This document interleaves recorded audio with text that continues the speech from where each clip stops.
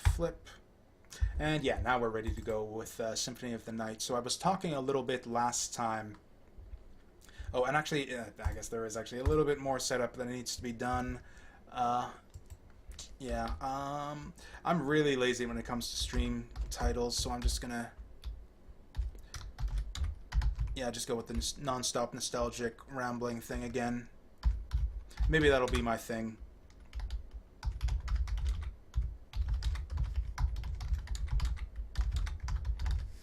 Okay, so we've got that. Update the stream game.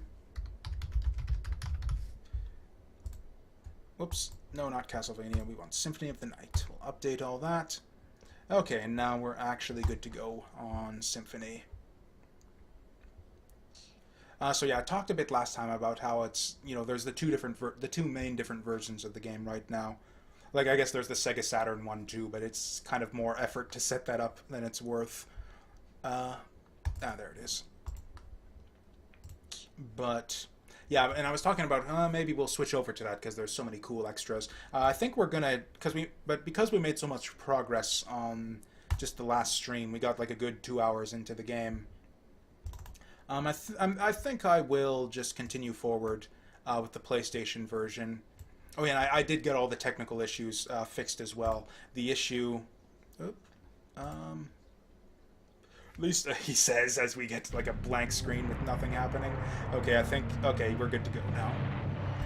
Yeah, the issue was apparently a new feature in one of the newer versions of EPSXE.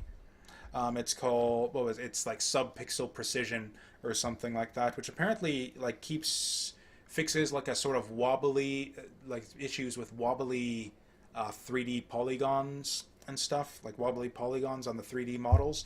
But the downside of that is that it completely disjoints and messes up your sprites. So yeah, all that stuff like with like the wobbly candles and the disjointed enemy sprites, all of that should be fixed now. And so with that fixed, yeah, we sort of resolved our issues with this version of the game. And again, this is kind of my busy time of year. Oh yeah, I didn't end up talking about that either, so yeah, I am gonna have to go.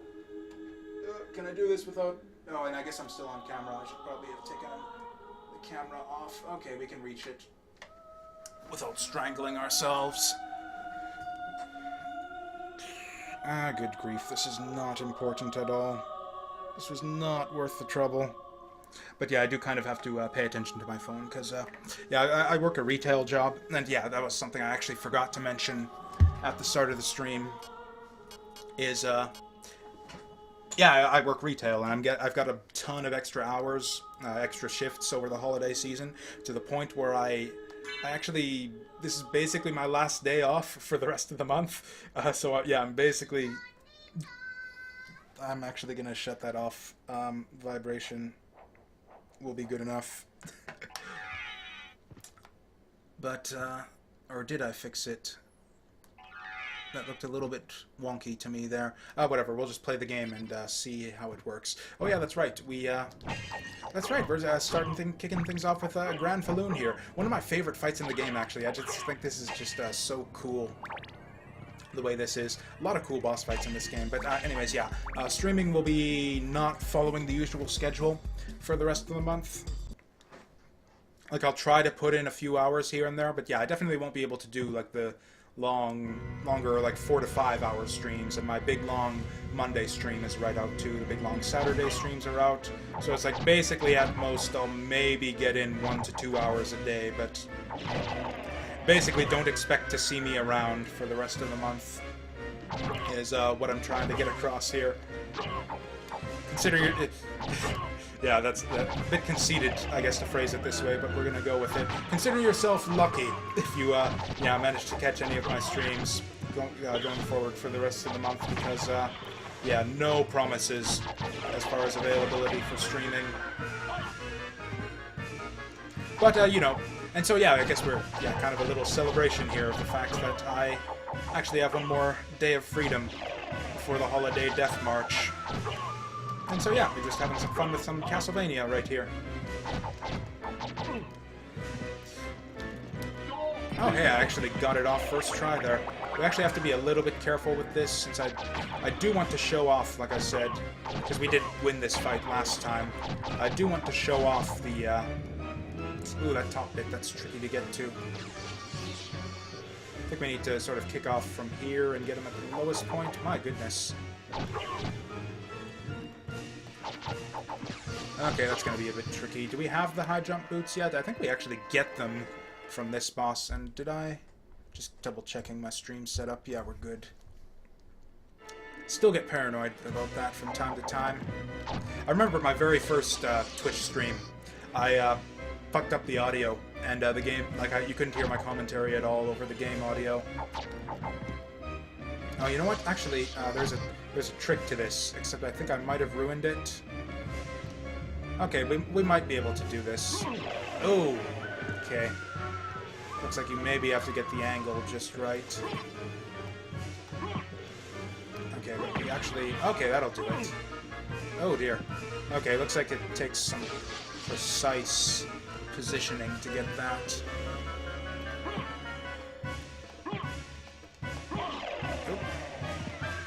I kind of want a soul steal here, but I'm afraid we'll kill the centerpiece. Oh, yeah. Oh, fuck. Okay.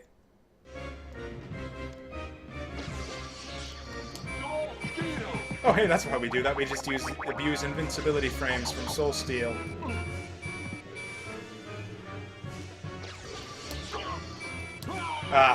My life depended on hitting that Soul Steal input there. But anyways, that's what happens if you take off all the pieces of Granfaloon. He becomes, like, crazy impossible. I don't even know how they expect you to beat those stupid homing beams there. But yeah, that's the tough version of Granfaloon right there. But yeah, we're just gonna do him like normal this time. Because yeah, it is like a really easy boss fight if you just do it. Just like go straight for the core. Like Gradius, which is another Konami game. Yeah, in fact, I pointed out how there's the one tiny Gradius reference there with the shield rod. Oh yeah, speaking of the shield rod... Actually, no, we need the Alucard shield to show off the true power of that. That's right. Whatever. Like I said, I think this is a really fun boss fight, so I'm perfectly content to have to do this a couple extra times. It's just the notion of, like, just, like, mowing through hordes of zombies. It's just fun, I think. I think that's a lot of the appeal of, like, the whole zombie... Like the zombie game genre these days. You see it in like board games. There's a lot of zombie games, video games. Zombie games were a popular thing for a while. And I think most of it just comes down to just how fun it is to just mow through hordes of just like worthless chuds, and it feels super powerful and all that. Which I guess is kind of the opposite of what like zombie horror is all about in like fiction and movies and stuff. But you know, things tend to be very different in general when they get adapted into video game form, so you know. Whoa. Okay, this fucking Soul Steal though. God damn it. Okay, we're actually gonna die here. Oh, not quite. Not yet. Fuck off. I cannot get this frickin' Soul Steal. Son of a bitch! Do I not have enough mana? Have I been just eating through my mana? Okay, no. Soul Steal is like 50. See, this is why I can't play Street Fighter 2, and I'm serious about that. Like, I can do it, like, I'll do a Dragon Punch, and it'll work, like, maybe 2/3 of the time. Okay, am I getting the wrong input? Like, this is stupid. Oh god, this is just awful. Okay, we need to look this up. Like, so we're doing Hellfire. Like, I'm not even pressing up, like, not even in the slightest. Because, yeah, Soul Steal is forward, back. Oh, you know what? I think I'm, Okay, so you go... There we go. And now we're gonna just end up killing all of his parts and dying that way again. Actually, that's not true. We're probably... You really have to go out of your way to destroy all of his different pieces of his shell there. So yeah, you can't really get bodied by that homing laser unless you really try for it. Don't even remember which... Or that's right, you just get like a shitty sword is your reward for beating this guy. And a life max up. You get that too. Yeah, I don't think it's actually even... I don't think there's even anything really productive we can do here just yet. Oh, is it just me, or is that Thornmead kind of disjointed? I think that's just what it looks like. Yeah, I'm positive that we've got all the technical issues worked out, at least as far as displaying sprites and all of that. Oh yeah, I guess we can do like I've been doing, show off all the weapons and all that, so... Yeah, this is the Morgue Mail. It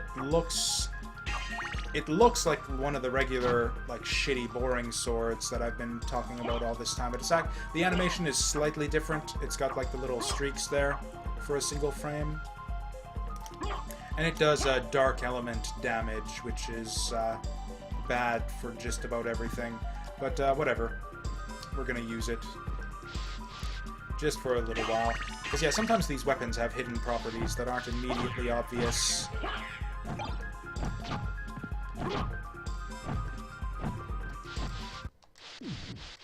Yeah, I don't know what it is, but I'm just astonishingly bad when it comes to like fighting game inputs in general. I can't play fighting games at all. Or I can play Smash Bros. Because there's no real inputs there. It's just like, you know, forward and button. I can handle that kind of fighting game input, but yeah, like Dragon Punch or oh god, frickin' Shoryuken.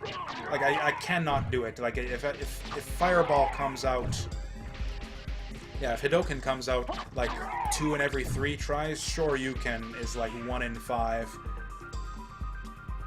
Yeah, and you can't play fighting games if your Shoryuken only comes out in 1 out of every 5 tries that you do it. Charge characters, I can kind of do charge characters a little bit. Actually, 3D fighters are okay too a lot of the time. So like Soul Calibur doesn't have like a lot of super involved button inputs. So yeah, there's like a whole line of these, yeah, elemental swords that have basically the same attack strength. Oh. Okay, so that's 78 damage versus the 6. So that's really, really, really not worth it. Or I guess if it's the difference between one-shotting and not one-shotting. But yeah, we can do like 4 or 5 sword strikes in the time that it takes that animation to go off. So yeah, that's rather pointless. You'd think these guys would be weak to ice, because they're like fire dudes. Or I guess they're weak to fire, I guess, since they die by getting lit on fire. Actually, there is still a little bit of disjointing on the sprites I can see on just some of the animations, but it's not a huge deal. Like, it's not super duper noticeable like it was before.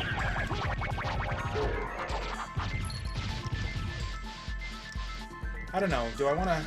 I could try to make I could save myself some time and try to make a blind run through the dark bat tunnel there. There's not a save point nearby, really, but I kind of want to try it. Just to see if we can save that time. Okay, those guys are weak against ice. I would have expected that.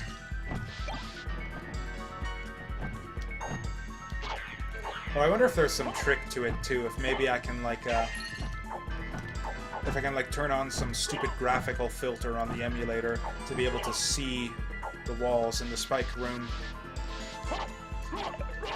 So yeah, so as far as getting the, because yeah, there's 2... Actually, I guess technically, I think there's like 4 endings to this game, really, in the end. In fact, I think we need to go into the Richter fight without the Holy Goggles in order to get the first of them. So maybe we do just go do Richter right now.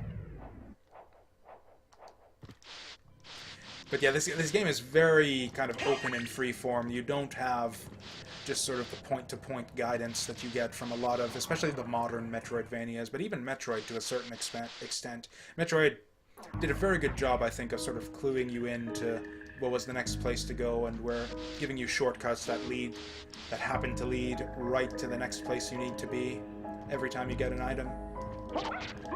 Also, just having a very, very memorable map design. So it's like when a barrier sort of presented itself to you, it would usually just kind of stick in your mind that, okay, that thing is over. Like, for example, the little tunnel under the charge beam that leads to like a little watery room, for example. Like or actually no, that's a bad example because that's just like a side thing. I'm trying to think now. Or actually, the big one is the Meridia tube. And actually, if you go, because yeah, you go like your first pass through Meridia, it's just like a dead end. There's nothing to be done there. Actually, yeah, I think we will do the clock tower right now. But then you go through all of that, and then you come out to the glass tube, and that's kind of your clue. That's like, okay, this is where you need to be right now.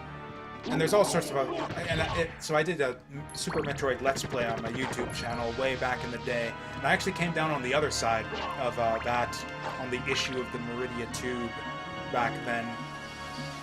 I thought the Meridia tube in Super Metroid was bad game design. I thought it was very poorly clued, and that I would have never figured it out myself without a walkthrough.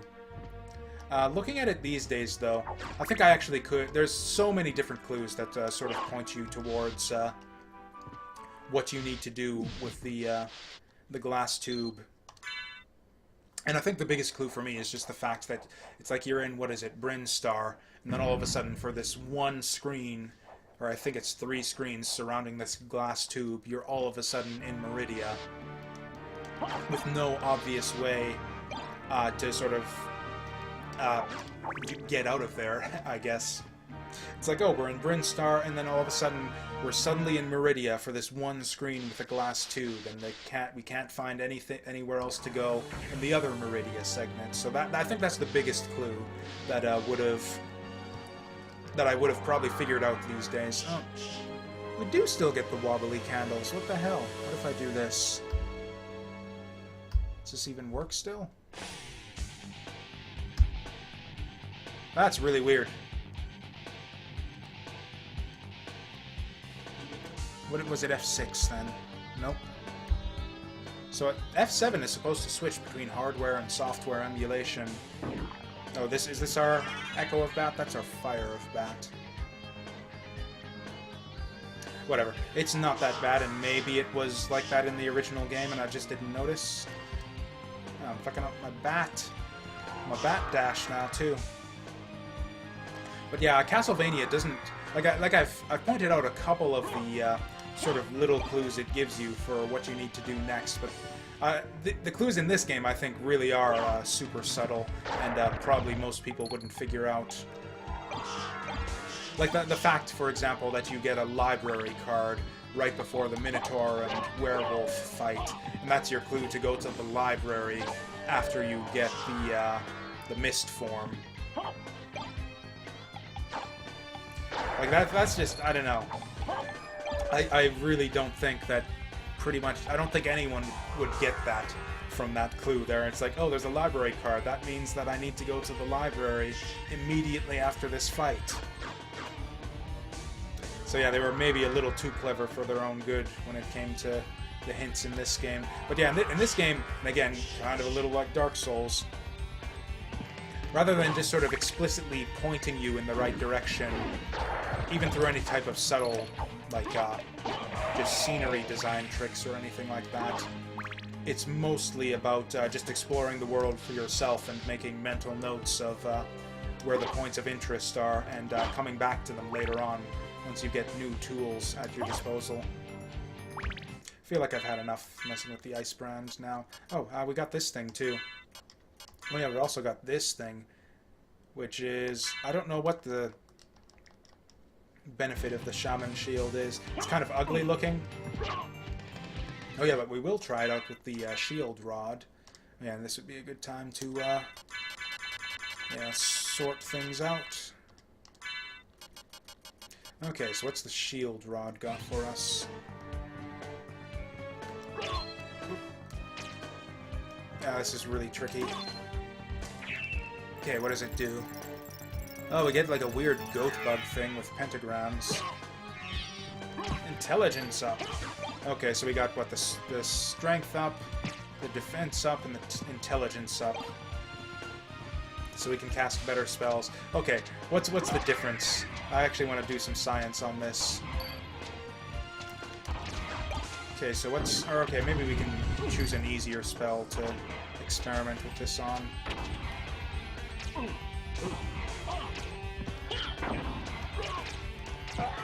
Come on, what was... Okay, so what was the input for Tetra Spirit? Oh, you gotta hold it. That's kind of annoying. Summon Spirit. Left, right, up, down. That's super easy. Okay, so Summon Spirit is... I couldn't see that. It's like 48 damage. Okay, that's 43 damage on Summon Spirit, but then when we do it like this... We do it like this... God damn it. When we do it like this... Okay, so we got the intelligence up. Now when we do the Summon Spirit, it's still 43 damage. What the hell is intelligence good for then?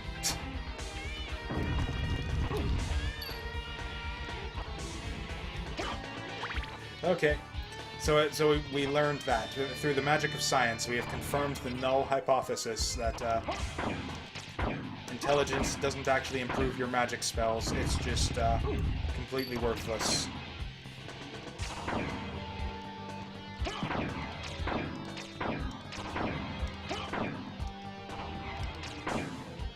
Come on, really?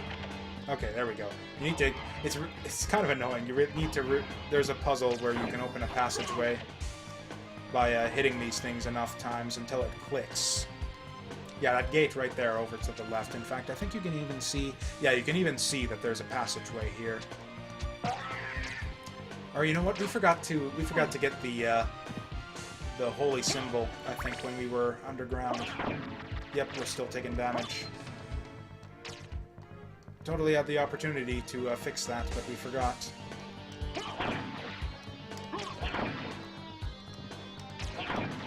Yeah, we can... But yeah, anyways, if you accidentally go past the clicking point with these gears, you've got to hit them all the way back to cycle them around. Yeah, I don't know if anyone wants to count the number of sort of spokes on the gear there. Teeth? I think it's teeth on a gear, actually. But anyways, if anyone wants to count how many there are, that's how many times you need to hit it again. If you accidentally go over and hit it again after it clicks. But I think that's all of them, so we can, yeah, get into this secret passageway here. And I think there's another mace of some kind. Yeah, we got the Star Flail, which I think has, like extra range or something compared to other flails. It's got worse damage, so it better have frickin' something. Oh yeah, we still got the Ring of Ares too. That's why we were getting our ass kicked by Granfaloon. That's right, because we got the Ring of Ares equipped still. Actually, is our Moonstone still working for us? Yeah, it is. Okay, now's a good time to go through and make sure our equipment is up to date, actually. Holy Mail is still best in slot. Steel Helm is slightly better. Lose a bit of intelligence, but that, as we learned, that doesn't really do anything.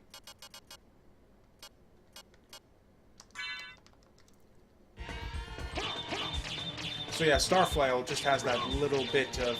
You can just barely see like that little bit of the green thing flicking at the end, and that's just a little bit of extra range that you get over a standard weapon. So yeah, again, just like a tiny little extra property to kind of distinguish the weapon from the other ones out there. I wish more of the weapons in this game had that, and and enough of them still have it that I really do appreciate just kind of the differences.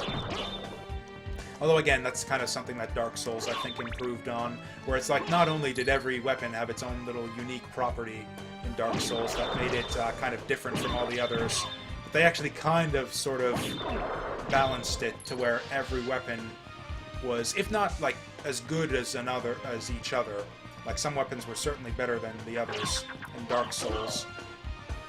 But they sort of balanced it to the point where every weapon was worth using in the end. Where, like, if you decide you want to put all of your... Or not every weapon, but, like, all of the non-joke weapons were worth using.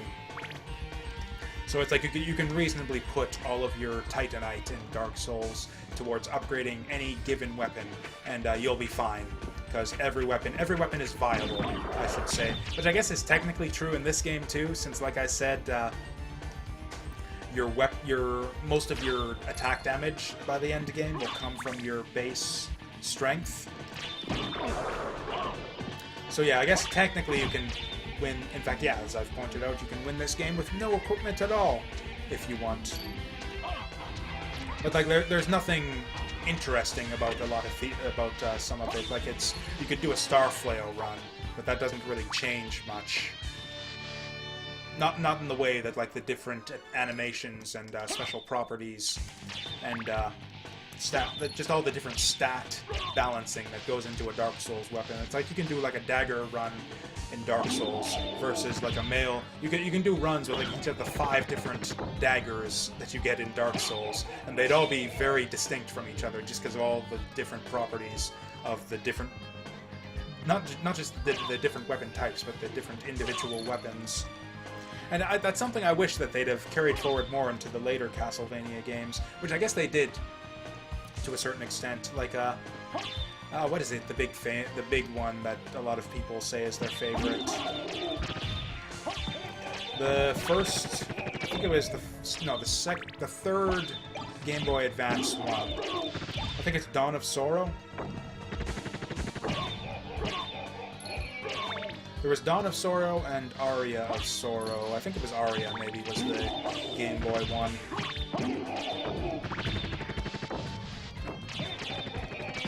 You know, these guys, still kind of weirds me out. You'd think that, like, the sort of invisible body that you can kind of catch a glimpse of would be your target there, but you actually have to hit the sword with those guys.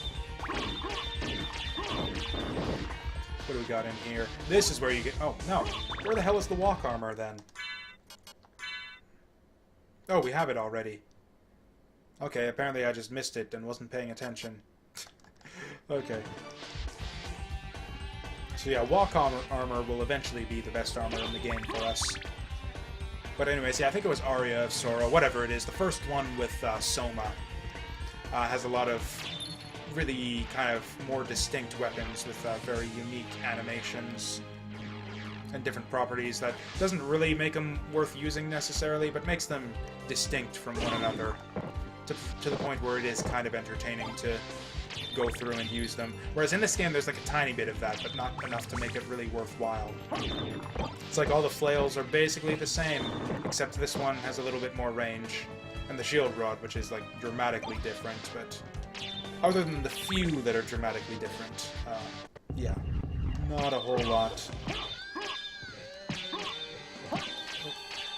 This boss, I don't know what even the frickin' point is supposed to be with this guy. Like, it's not even that we're over-leveled or anything. He'll stagger no matter what you hit him with.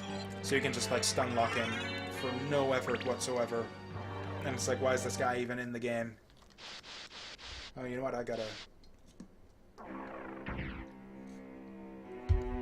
get myself another drink after this.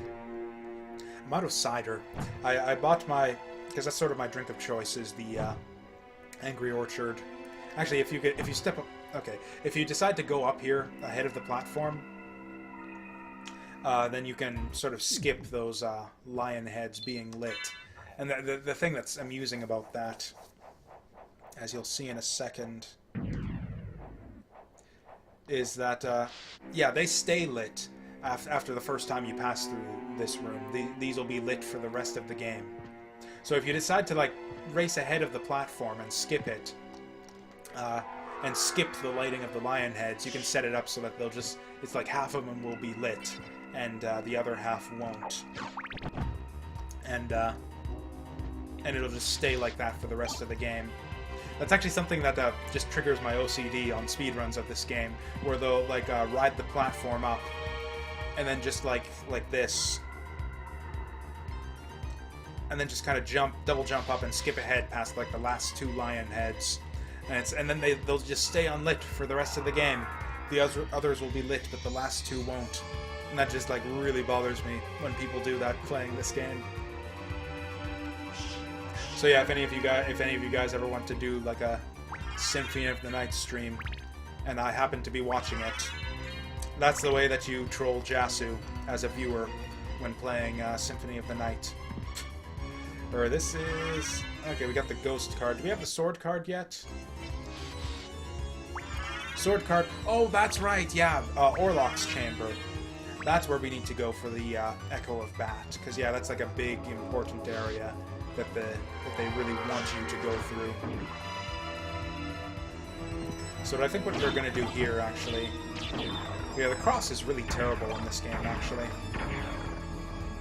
Yeah, they changed up the cross for some reason in this game. It used to be like a boomerang weapon in traditional Castlevania.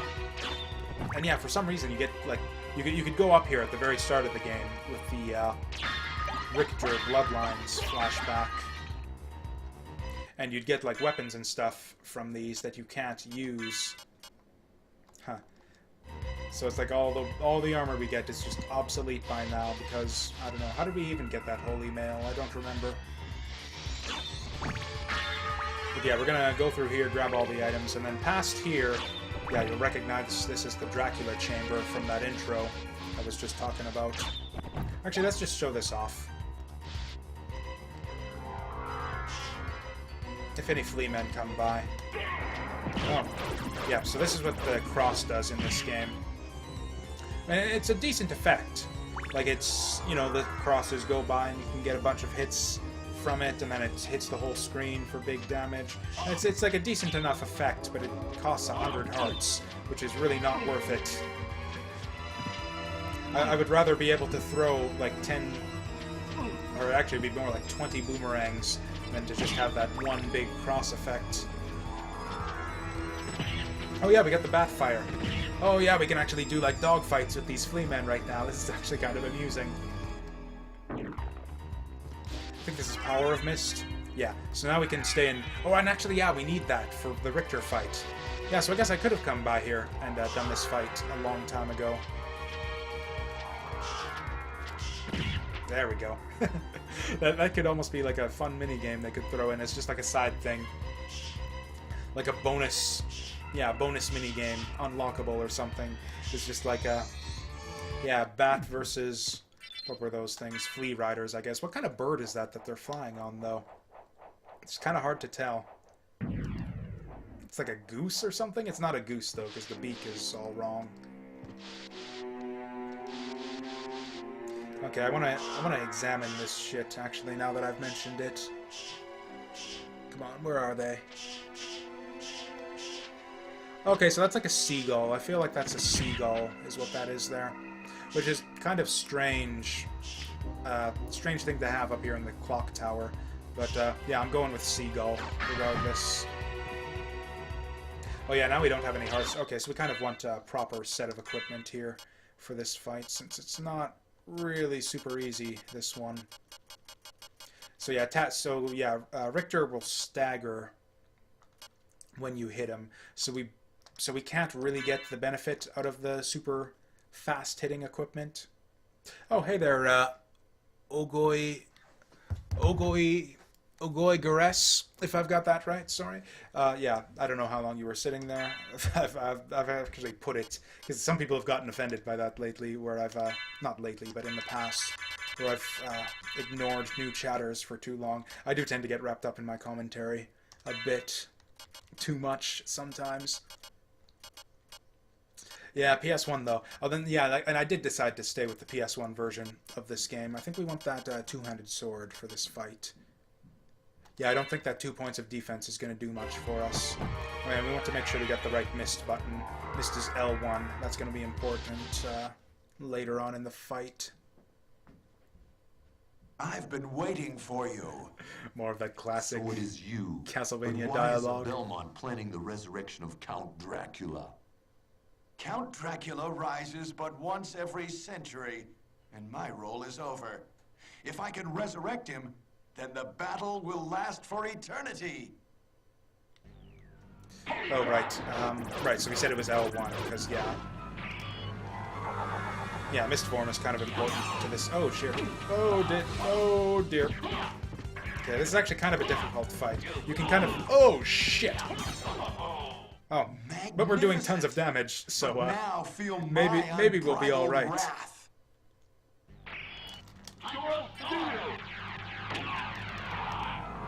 Oh, no, I didn't want to cancel out of that. Okay, we're good. Oh, no, we're not good. Oh, we're so fucked. Oh, God. Okay, so yeah, Richter is a pretty tough fight. Yeah, but you need that power of mist to just survive Hydrostorm. Oh, fuck. The stream is oh, God. Yeah, I just noticed that. How long has that been going on? Yeah, I'm getting, like, no upload. Ah, fuck.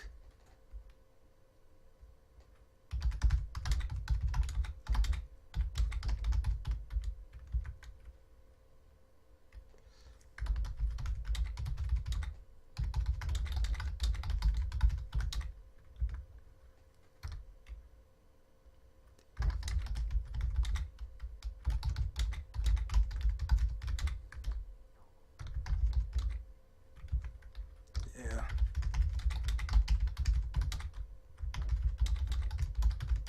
Shit, how long has that been going on?